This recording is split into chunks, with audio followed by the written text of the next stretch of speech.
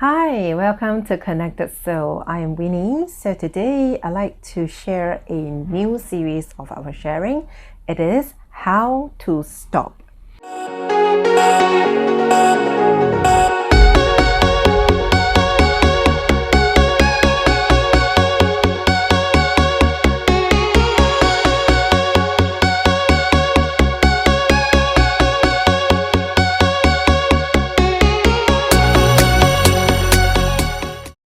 Now today, we are launching this new series, How to Stop. And the topic today is how to stop feeling helpless as a single parent. And who are we as Connected Soul? So Crystal and myself have started Connected Soul slightly under a year. And we have been creating lots of videos and contents on social media, various platforms. And we also have blog posts as well to share about our experience and also the awakening journey. And of course, how you connect to your inner self. And this has been a very wonderful and life-changing experience that we just feel that it is so important to share it out there to the world as well, because positivity, light and love is really what the world needs. So here we are sharing our positivity, light and love. So am I eligible to talk about this topic? Am I just doing all this based on research? No, it is from my life experience that I want to share with you how to stop feeling helpless as a single parent. So let me do a little bit of introduction about myself. I am Winnie.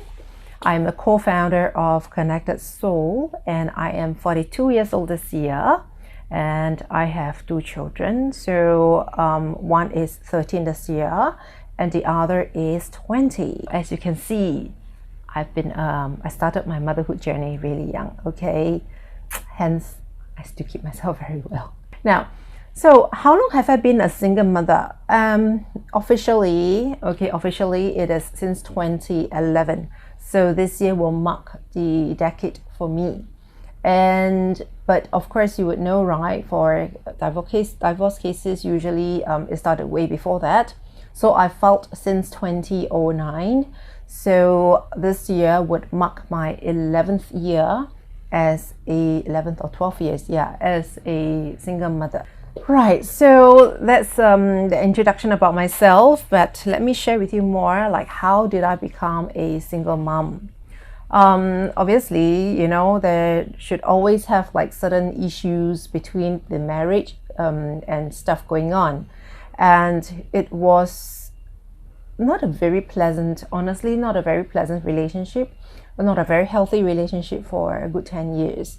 But you know how woman is like, or maybe some men out there as well, you become overly tolerant of things that happens within a marriage that you are actually unhappy about, and you are not ready to make any changes because, especially for emotional and mental health wise, people tend to neglect it. So obviously I was one of those as well. So hence I was in a very, very unhappy marriage for 10 years. So what are the obstacles as single parent? Plenty. I'm sure all the single parents out there will agree with me. So first of all, it's housing, okay? Because you tend to stay together, right? I mean, as couple, you definitely stay together. And housing was a huge issue for me because I was staying with in-laws. We are all staying in-laws, and the house we all have a share. So like the CPF and all those, it was a huge issue because that means that it's either they buy my share or we have to sell the house. And how I will share with you how do I tackle all these issues one by one in my following sharing as well.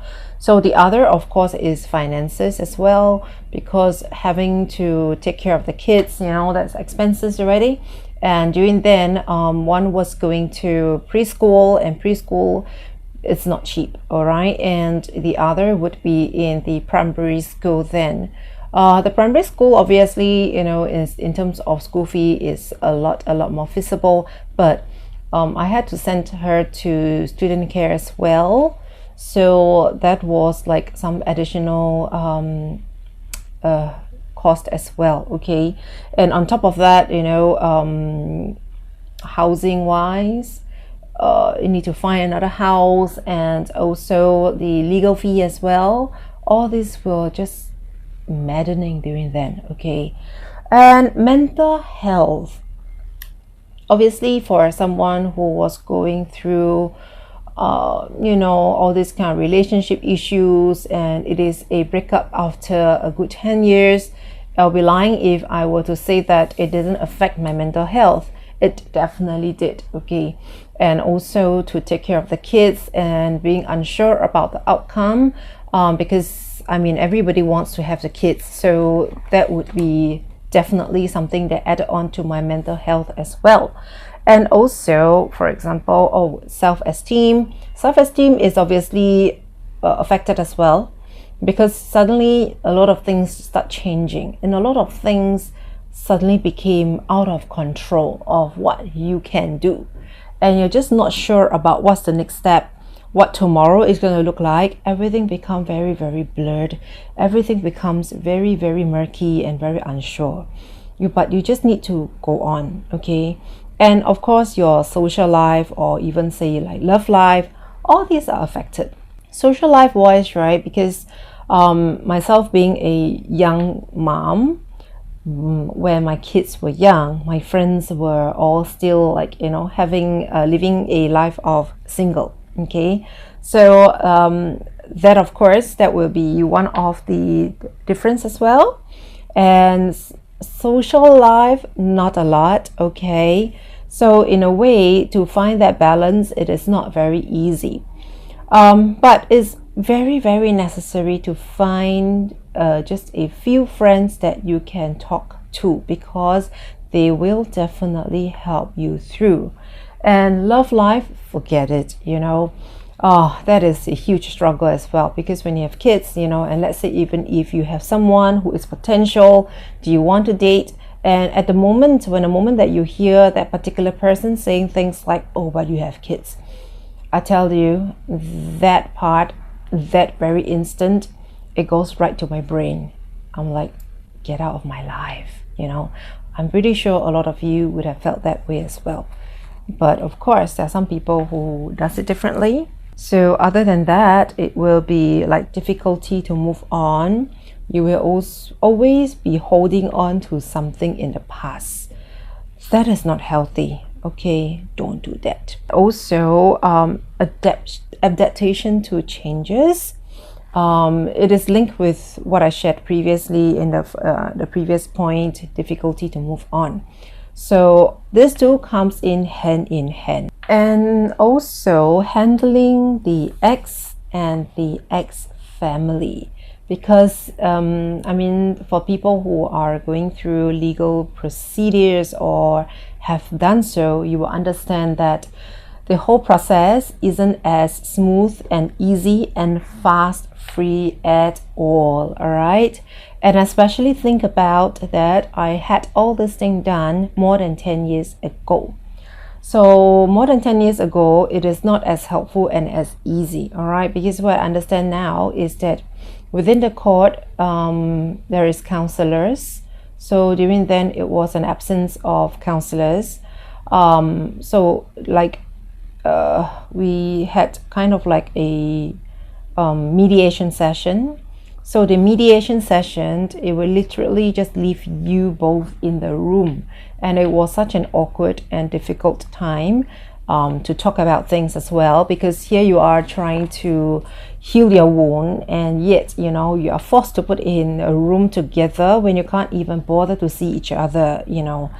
And what else? So the ex-family, why so? Because as grandparents, they will surely want to see the kids, right? But there were a lot of complication then, because it was almost like, no matter how well you treated the family, but once this kind of situation arise, it will be quite automatically that they will cite their family, the blood family. Okay, I'm not saying anything about this. It's nothing wrong at all. If maybe, you know, I'm in that situation, I will probably do the same. I don't know. And raising kids alone. So if I were to tell you to raise kids alone on my own, it is a easy task, I will obviously be a liar. Okay, it wasn't easy at all, and especially my kids were young and I was also working as well. So the full-on routine was really on me, and I'm just really very thankful that I never give in to what the society feels about children of single parents family being deemed as problematic children. I'm sorry, my kids are so good. I'm telling you right in your face, my kids are really very sensible, very well brought up, because I've never made them feel any lack at all. I make it very clear that, you know, I played a role as a mother and as a father as well. And obviously it is not easy. Okay, it's not holistic at all, you know, to be really playing dual role, but you just do as much as you can. Because as for me, when I tell them that I played the role of a father, it is more of a protection that I'm giving to the kids. So with that, they really felt very secured that they could trust me on protecting them. But you know, I'm still not that male figure in their life. So what I did was that I have some really good friends, whom I actually got them, even my own brother-in-law as well. So I actually got them to bring the kids out at times. I would say a good, like including my brother-in-law, maybe 3 of them, you know, 3 very good male figure that comes in very regularly with my kids, come into my house to play with them, you know, so and just shower them the love that they need. So it's not that absence in that sense. Oh my God, it has been so long, but I'm kind of getting a little bit emotional on this. And also handling depression. I would say that most single parents would have gone through this stage. Okay, so I was diagnosed with clinical depression, and it was pretty nasty. So that is something that I definitely want to share more about it.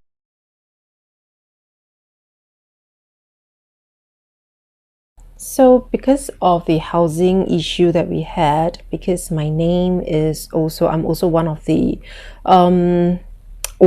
co-owner of the house. So that's why housing is really not easy, and it would very much be that we need to sell the house, and because the house was purchased at a very high price as well, so no matter how and when, it will be a loss.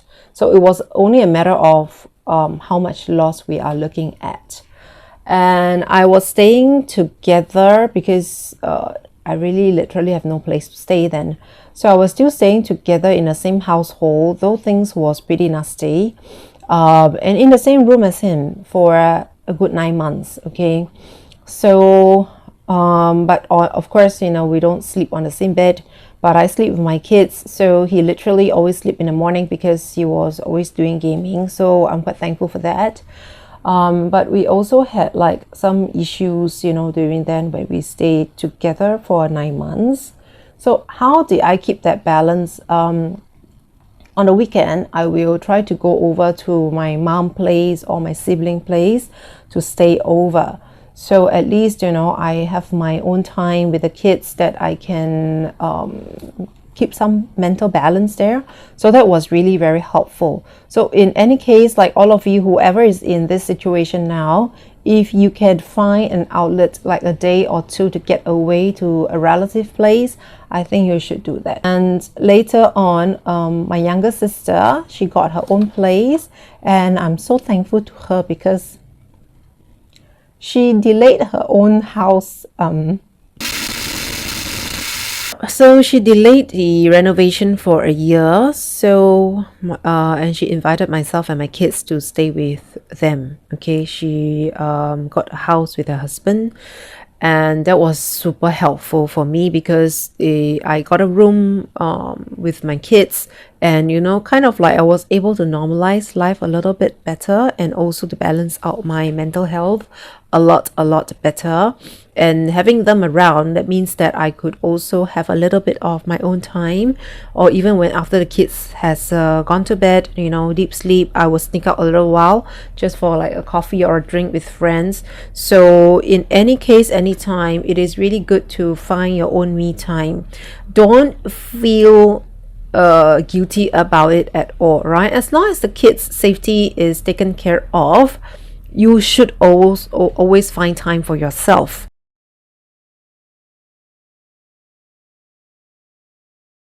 So, how do I tackle the social and the love life? Okay, so during then, when I was going through the legal procedures, I was literally advised not to date or to be out with a single man, or alone with a man for a period of 1.5 years. So that bit I was very, very cautious about because of the prosecution process that we had. It's very, very sticky. All right, not so much on myself, but it was just really just to play safe on that. Also, social life wise, like I say, I try to get out, or even I think it's good to also. Then let me tell you, there wasn't even WhatsApp back then. Okay, 10 years ago, no WhatsApp. You don't believe it? Go Google. So it's very much on SMS. So sometimes SMS may burst, then you'll be paying like crazy fees. So that part I need to be very wary about as well, on my expenses and all those. Okay, so that will come in with the finances as well. So I was still going out, after the 1.5 year. Yeah, I mean, I had opportunity to just to kind of like get out and do some dating, and I do remember having like people telling me that was all going quite okay. Then suddenly this pops up and say, I need to consider because you have kids. So my instant reaction was, get lost. You don't need to consider my kids, because my consideration would be whether you are the right person for my family.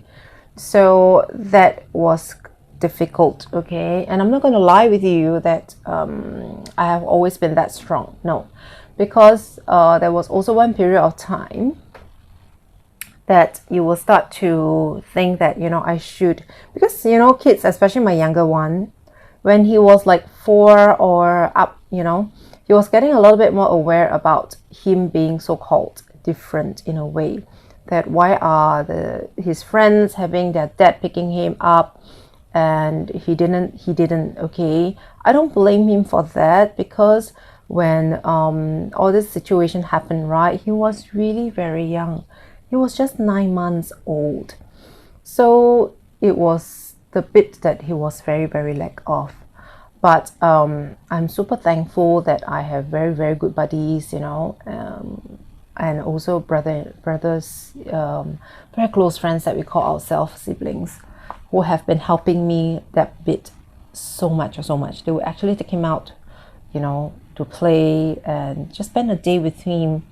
And I could see that, when he got back home, he's really happy. But sometimes, honestly, it kind of backfired because he wanted it a bit longer. That was also at one point of time that I was just doing the wrong thing, as in like, maybe I should just try my best to go date and find them a father figure, that kind. But when you're doing things out of this kind of irrational mind, it is always not the best choice. So for now, how do I learn that? Don't look for love. Let love look for you.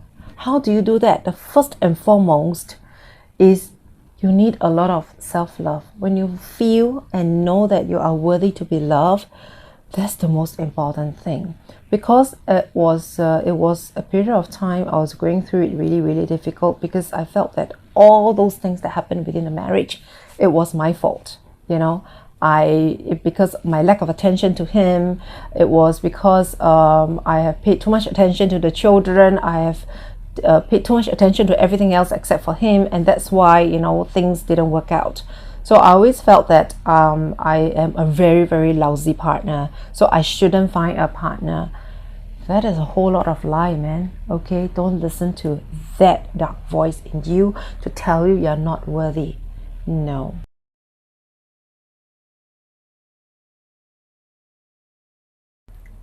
And also difficulty to move on and adaptation to changes. So I had wanted to make the minimum changes for my kids. So I thought that, I should be the one adapting to all the kind of changes. So including the schools as well, schools that the kids goes to, I try not to change anything at all. But it was seriously very, very, very difficult. Okay, later on, like a year and a half later, I found myself a house where I am staying now. So it was a lot of help, really a lot of help from family. So that's why I'm very, very thankful for my maiden family for being there for me all the time. Even though I'm the kind of person that, when I meet situation, I never tell anyone. I will tackle every single thing on my own. My mom, my whole entire family didn't even know about when I was filing for divorce. I had a private investigator and things like that. Nobody knows about it until I got everything all in hand, everything done. Then I made the announcement. So this is one bit that my mom didn't really agree with me too much. And she always tell me that, you need to say, you need to tell. You can't just always keep things to yourself. So my take was that I don't want to make anybody worry, so I shouldn't tell until I tackle the situation. Things that I learned throughout this whole episode, this whole experience, I may be right to think this way. Okay, this is part of like difficulty to move on and adaptation to changes. This is one of the change that I learned only the recent years. So when my mom told me that, right, I suddenly realized, and when she told me that, I haven't even realized it was only this couple of years, maybe this 1-2 years, then I realized something. Because when she told me that, I realized that I failed to consider her feelings. I failed to consider the feelings of people who genuinely love me and care for me. As a mom, her being my mom, it is definitely not good to see your children suffer in silence. So that bit I didn't consider much. It's not that, I could have also done it differently, which now I am doing pretty much of that. I communicate a lot more with my mom now. Things that I'm going through, I would tell her. And if I don't have a solution, I will tell her. But many times I do have a solution and I tell her too. I think that's so important to make the people around you feel that you are in control of your life, and not when things really go haywire, then you start to, I can't hold it anymore. Because I had approached her or talked to her so many times when I was at like that mental breakdown, almost that mental breakdown that I cannot handle it anymore. Then I asked my mom, I told my mom, I can't, So that's really not the best thing to do.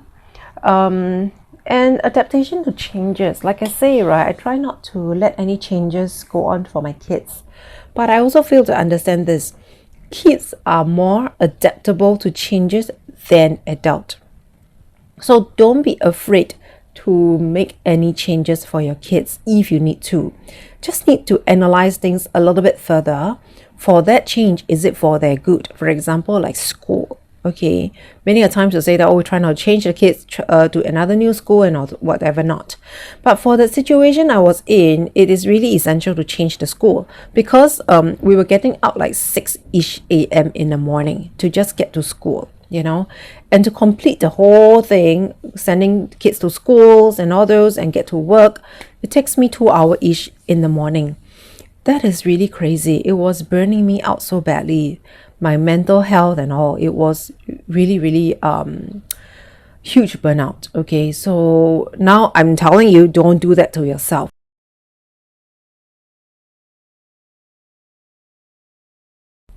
Okay, and how about feeling like you are raising the kids alone? Okay, look at it this way. Actually, many of us, we do not raise kids alone. It's just that we felt this way, that we're raising kids alone. Unless say you have no family here, no friends at all, you're really one single island on your own, then of course this doesn't make any sense to you for whatever I'm going to share. But honestly, all of us, okay, would have someone in our life that can help us through. Okay, doesn't mean that they need to come in to take care of the kids, physically, not at all. But sometimes, right, you need to take things from a very different perspective, more so on the mental support, someone acknowledging you for doing the mother duty, for doing the father duty. Okay, someone acknowledging you for being a good parent. That is so important, let me tell you. Okay, you may think that, oh, well, I don't need this kind of assurance. I'm sorry, you need it. Okay, every single person needs 7 touches of love each and every day to be a healthy, balanced person. So when you're in this kind of situation, a lot of times we are very we don't have that balance at all, because what we want is that we keep giving and giving and giving. We give a lot out to our kids, to show love to them, which is, of course, it is essential. Okay, but look at it this way. Like myself, I actually do have my family to be moral support to me, to be some sort of support in some sense. But at the same time, I'm not dumping the kids to them at all. I don't. But just to integrate people into this whole upbringing a bit more. It can be your friends as well. Sometimes just bring the kids out together with friends. I'm sure you have friends who are very willing to go out together with your kids, right? If they're not willing, then I'm sorry, they're not your friends. Okay, you just need to find the right tribe of people who will walk with you. And also important, join single parents community. It is so important. Okay, why I'm telling you all this thing now? Because I didn't have that community back then. I really didn't have that. 10 years ago, the single parents community or the support is way, way, way so different from what we have now. All right. So right now, I play a very active role in contributing to the single parents community to help, be it to help them through some financial situation that point of time, or some advice that I can help to give. All these things, you just need to think about what comes around goes around. Whatever you take today, you need to give tomorrow. Okay, and the take and give that I'm talking about, right, it is really more of the help that you render to someone, the care, the love that you render to someone. Not always about physical, monetary, that kind of thing, not at all. Right? Because sometimes when we're in this sort of situation, we are very sticky about our expenses and finances. If you don't have the money, but you have the heart, right? So give that caring heart to someone. And also, don't be afraid to ask for help if you need babysitting or child minding service. That I'm sure all this single parents community, right, in the Facebook, there are so many now. People are really willing to help, as long as you don't exploit that. Okay, I need to be very clear. Don't exploit somebody else's helpfulness. Okay.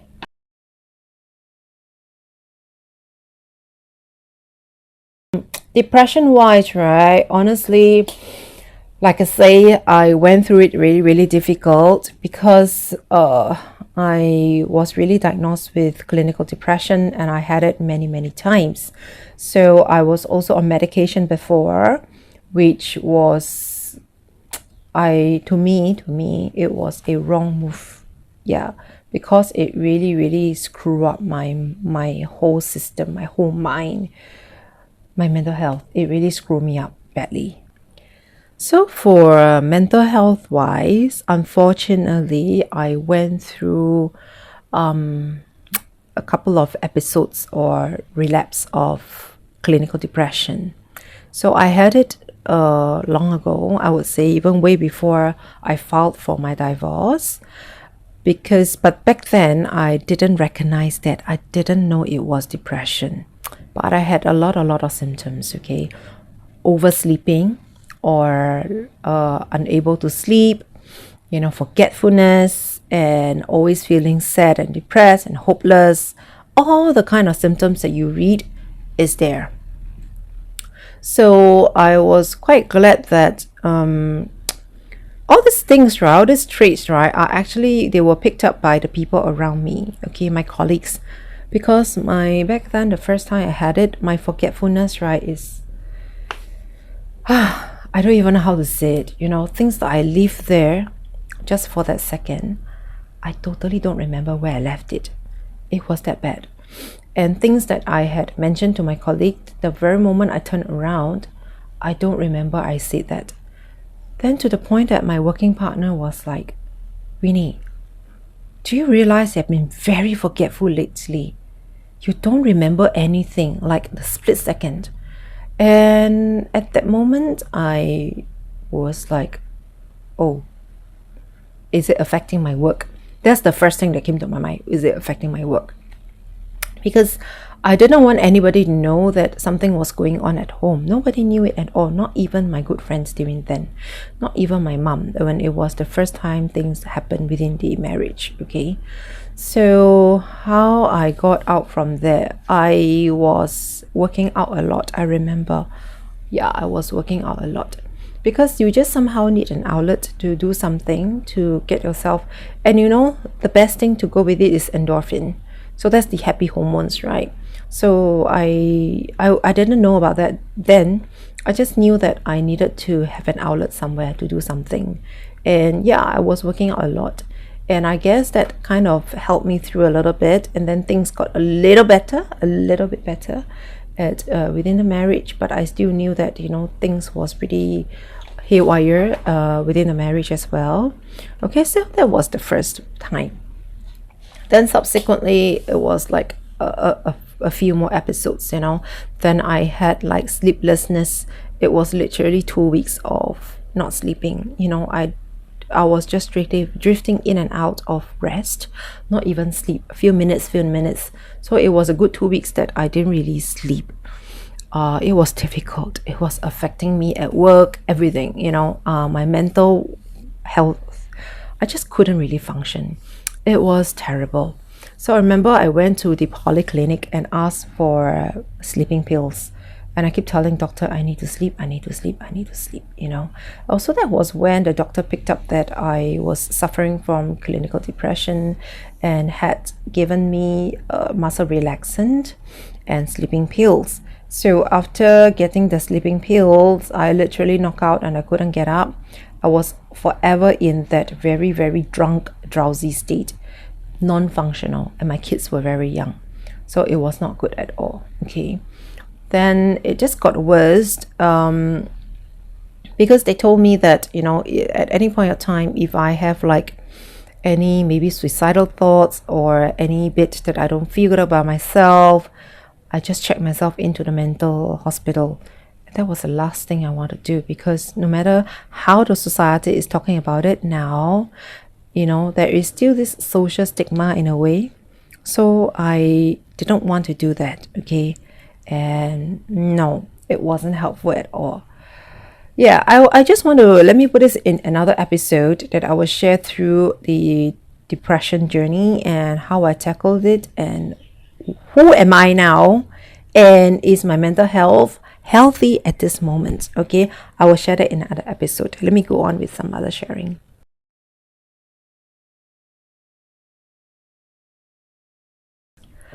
How am I coping now after 10 years? I'm sure that's a huge question for many people, okay? Because the journey that I went through, it wasn't like a regular or, divorce kind of situation. Thereafter the divorce, there was a lot more issues, huge issues that has threatened safety of myself and my children. Yeah, I'm not kidding you. It was that. And to add on to this, I was making lots of trips, okay, to police post, police station, because it was really life endangering kind of situation back then. So can you imagine why I had depression? I was going through all this kind of thing. Then also for kids wise, that every time they go to like a new school, I always have to put up reports to explain why I can't have them to pick up the kids. They they have not been around since 2013. So I really single-handedly, of course with the love of my family as well, that I raised the kids on my own. So how do I view all this whole thing, right? Always take things from the hopefulness perspective and not hopelessness. Okay, you need to stand in from a very positive outlook of life, because look at it this way, there's always, on a scale, there's always two sides, right? Everything, there's always two sides. Okay, don't always choose to look at things on a darker surface. There's always a brighter surface. Try to look at things from the brighter surface first. For example, like I say, instead of choosing hopelessness, why don't you choose hopefulness? Okay, instead of choosing negativity, why don't you choose positivity? Instead of choosing I cannot, why don't you choose I can do it? That's simple. It is that simple. Mindset needs to work first before all the other actions comes later. Do you know, even for you to feel negative, there's a lot of action involved to be negative. So why don't you try to feel positive first? Okay, because the outcome may be good, you never know. So that has been me. And very importantly, right, you need to find a motivator. And for me, who is my ultimate inspiration and motivator? Myself. Okay, why so? I actually took on endurance sports. So if you're not into sports, it's fine. Find something else that will help you to do, like painting or whatsoever. Trains your patience, trains your endurance. Endurance is not just simply doing sports, okay? But sports is like the most it's not the easiest thing, but it is like something that can really push you to go for it, okay? So I went into like marathons, for someone who can't even run. I just keep pushing myself and do it. I hated running, and I can't even run before that. But I kept pushing myself, and I completed my first 1 km, first 2 km, and then subsequently I did like 10 km, and then I started to do some racing as well. So I've completed one full marathon and many half marathon. So during then, what was I thinking? I keep telling and pushing myself, because when you do endurance sports, right, you need to motivate yourself a lot. There's a lot of self-talk going on. You need to tell yourself, hey Winnie, at the end there's this cheesecake waiting for you. At the end, there are people cheering for you. You just need to bite on and keep going. The journey is tough, but you will reach there. It applies the same to your life, the journey that you goes on. You just need to keep going. Never say stop. If you stop, you will have a did not finish. Okay, you did not finish your life. You did not finish the things that you are supposed to do. So why don't you keep pressing and going on? Before you know it, you have reached the finish line. So that's how I motivate myself even to today. All right. So right now I'm doing endurance cycling. Yeah, I just need to keep going, because I'm going on a different journey now. So yeah, so endurance sports and painting and all those kind of thing, it really can help you. Pick up a hobby. Okay.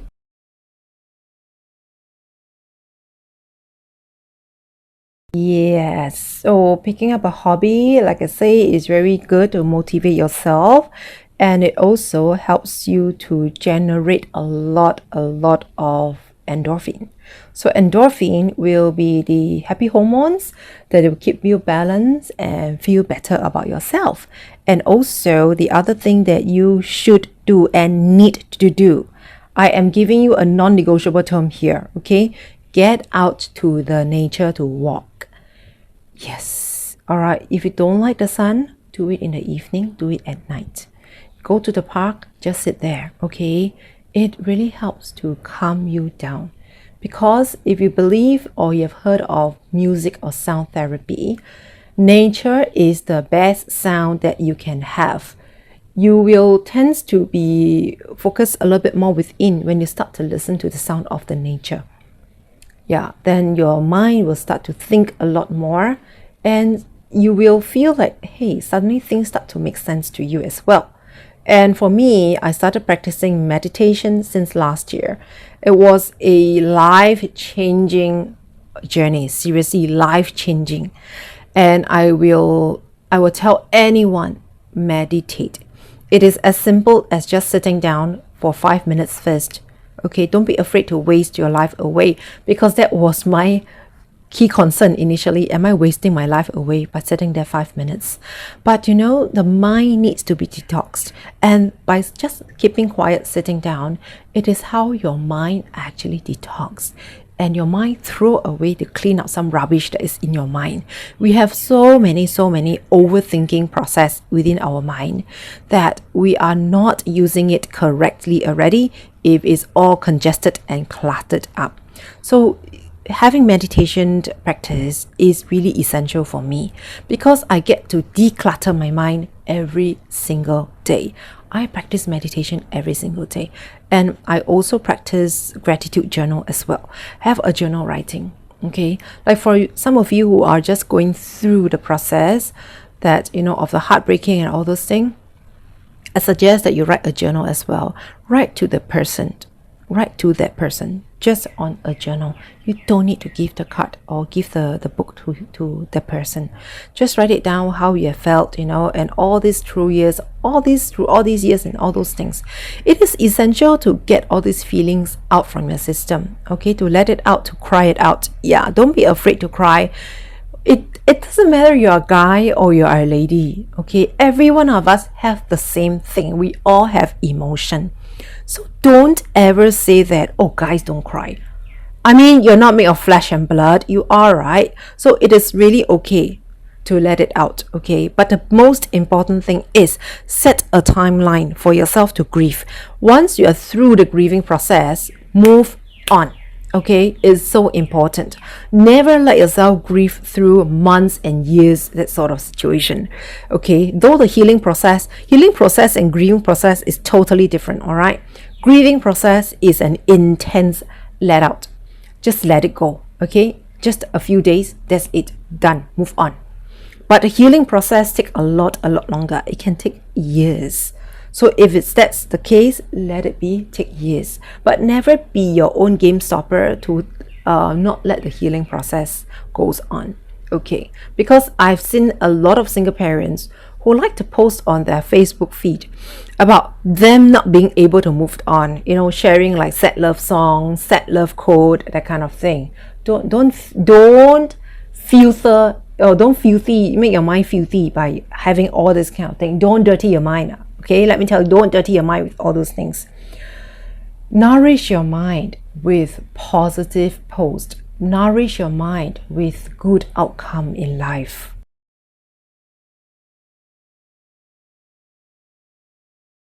So many years ago, I thought to myself that I had forgiven him for what he had done, because I said this to myself: to forgive is to help myself to move on. To forgive is to help myself to be happy once again. It is true. So for that, yeah, I kind of did, okay, that I moved on. And I keep saying that, he had a better life when he was with me, because he seems to have a pretty bad downfall right after that. But did you pick up on something that I actually say within all this thing? Okay, so with that, does it mean that I truly forgive and move on? You realize, right, I never say forgive and forget. This forgive and forget thing, right, I'll put it to you, is bullshit. Okay, nobody forgets things like that. All right, but it is essential to let the forgiveness comes in. You cannot and you will not forget unless you had some issue with your memory. Then of course that bit of the memory get erased. But no, nobody forgets things like that. All right, so I acknowledge that that you can forgive, but you cannot forget. Okay, because for me, same thing. I can forgive, but I can't forget what had happened. But do I harbor on that as a negative energy within me now? No. So like I say, right, many years ago, I thought that I have already forgiven him and I have moved on. Yes and no. Okay, but little did I know that something that I told my kids for many years, since they were very young, is this. I told my kids that on the day of your wedding, I do not wish to have him or his family to appear, because I am the one who raised you up single-handedly. I should be the one there. So if you choose to have him there, then please don't invite me. I will walk off from the wedding. So that was something that I actually told the kids, and I make this statement very firm to both of them. And I have never also addressed him as their father. I always addressed him as that fella. So it has been for years. Only last year, when I was doing a meditation, and that's why I say meditation is really, really good. It helps to surface things that are very, very deep within. So a lot of shadow work as well. Things that you don't realize that you have negative feelings, negative thoughts about, that's restricting you to move on from your life. So this bit it just suddenly pops up to me that, Winnie, by saying this to the kids, you did not move on. And think about it. Who are you really, really putting in a difficult spot? Him or the kids? At that very instant, I tell you, I was totally mind blown. I'm like, what have I been doing to the kids all these years? It is so wrong. I did not forgive. I shouldn't have done that. So at that very moment, when I understood this, my heart just felt very different. My shoulder, my heart, all felt very different. It suddenly became so light, so light, so light. Like something lifted off immediately, because I understood this now. And sometimes universe work things very differently. And so happened that I actually found his Facebook and saw his current life, that he has a new family, he's married with kids, and places that he has gone to with the kids and things like that. I'm like, wow. And I look at it, there was a undescribable happiness for him. So at that very moment, I knew it. The true forgiveness is here. I really forgive him. I really, really feel that I can bless him with, the good life that is facing now. And he is still the father, ultimately. So, it is definitely my kids' choice who they want to be at their wedding and who they don't want to be at their wedding. Not my choice, that I recognize.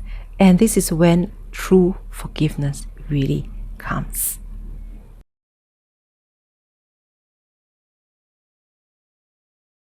Say, would I do something differently for a different outcome? Yeah. So what do you think? My answer is really very simple. No. I will not change any single bit of the history that I've gone through, the experience that I've gone through, because I understood this. If I haven't gone through all of those things that I had, it wouldn't be who I am now. I wouldn't be doing this video here to share with you who is going through the same situation as I had. And trust me, I really gone through it very, very differently and very, very difficult from my sharing, So I really will not change anything at all, because out of all these years, of hardship, right? I had a lot of good times with the kids, a lot. And I also noticed and realized that there are so many good people in my life, so many good people who genuinely care and love for me. If I would have stayed within that marriage, I really don't know how the future is going to look like, you know.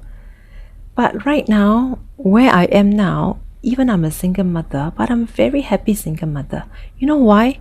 Because I don't label myself negatively. I see my single mom status as my superpower. Okay, so I want you to see that as well. Being a single parent, that is your supernatural power. Really, it's not easy. I'm not going to lie to you and say that, oh, it was an easy journey to bring up the kids and blah, blah, blah. It's never easy, all right? Never. But when you get there and the kids smile, and especially now that my kids are grown up, to be fine young gentlemen, fine young lady, I'm really very, very happy, you know. So yeah, I mean, if I have a chance, right, to bring the kids on to a video, to just do an interview with all of us, I would really love to. But they're a little bit camera shy. So yeah, I mean, if I have changed something differently, I would not be who I am now, being able to start e-commerce or, you know, social media, being able to write blogs, which I always wanted to do so. And I will not be able to realize my dreams. Yes, every one of us would have a dream, but not all of us get our dream realized. So I would encourage you to live with no regrets. Ask me, do I have any regrets in my life? No. I can really tell you straight in the face, no regrets in my life, okay? Through in life, I see that it is really essential for me to go through. That I can be who I am today, to be the person who can be an advocate, to help others, so many things I can do. That I see myself as a vessel to be able, or channel a vessel to just help others, okay? And it is so important to see it this way. Now, and also, it's very important to look forward to life every single day, and to be less, put it this way, to be selfless, to always be out there to help someone. Every day there's someone to help, really. To be selfless, but yet at the same time, lots of self-love. Love yourself first before someone else can love you. Okay, that's how you attract love. Love yourself first. That's where people will feel the vibration and love you. Yes. So I'm gonna tell you this thing, all right? Take it deep from my heart. Whoever is watching this, I love you very much.